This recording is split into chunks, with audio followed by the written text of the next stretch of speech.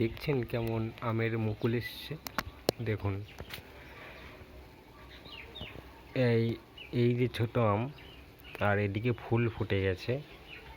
এখন আর কিছু করা যাবে না। আর এই যে ফুল ফোটার আগের মুহূর্তে যখন এমন ছিল, দেখতে পাচ্ছেন এটি ফুল ফোটার আগের অবস্থান। এই সময় যদি ফাঙ্গিসাইড যদি দেওয়া যেত, বা এই যে আম হয়েছে সেট হয়ে গেছে আম, এরপরে যদি ফাঙ্গিসাইড স্প্রে করা যায়, আপনাদের আমগুলো সবই হবে। আর একটি ভিটামিন স্প্রে করতে হবে।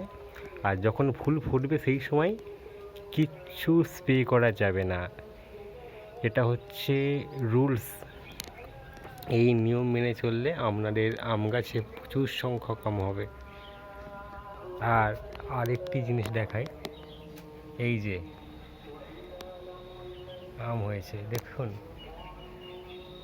এখন যদি না মেনটেন করা যায়, এই আম কিছুই হবে না। দেখুন এগুলো কেমন শুকিয়ে গেছে, কোনো আম হয়নি।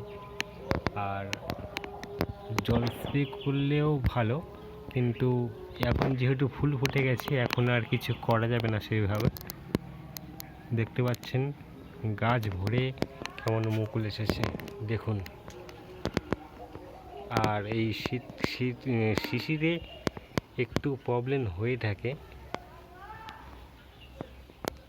বাট ওই যে বললাম ফাঙ্গিসাইড স্প্রে করতে হবে, তাহলে ফাঙ্গাস এরকমভাবে পুরো ধরে নষ্ট হয়ে যাবে।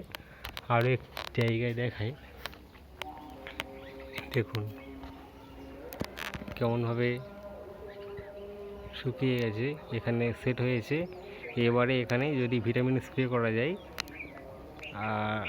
তবে খুবই ভালো আমগুলো হবে।